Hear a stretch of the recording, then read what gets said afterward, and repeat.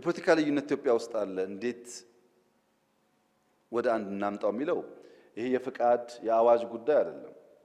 ዲተርሚን ሆነን ልንሰራበት የሚገባው ጉዳይ ነው። በኔ እምነት ወደ ኋላ ስመለከት ታሪክን በሚዛን ዛሬን በትጋት ነገን በተስፋ ነው የምመለከተው። የትኛውም አንግል ያለ የኢትዮጵያ ክፍል ከማንም ይበልጣል ብዬ አላስብም። የትኛውም ግለሰብ ከማንም ይበልጣል ብዬ አላስብም። ኢኳል ኦፖርቹኒቲ ለዜጎች ይገባል ብዬ አምናለሁ። ለዚህም ተደምረን አገር እናበልጽግ ብዬ አስባለሁ።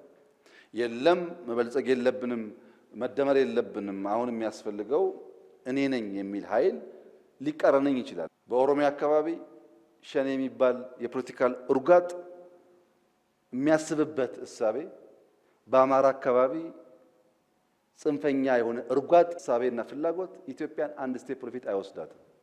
እኩል ነን፣ እኩል ሀገር ነው፣ ለጋራ የተሰጠን ነው፣ በጋራ እንኖራለን።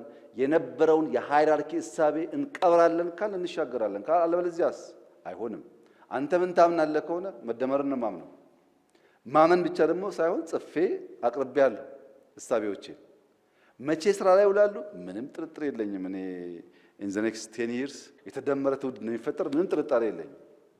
ምንም ጄኔሬሽን እያየሁት ማገኛቸዋለሁ። ምን አይነት እሳቤ እንዳላቸው አውቃለሁ። በእውቀት በመሰናሰል በመጋራት የሚያድግ ኃይል እንጂ ማናህሎኝ የሚል እሳቤ አዲሱ ትውልድ አካባቢ ብዙ አይታይም።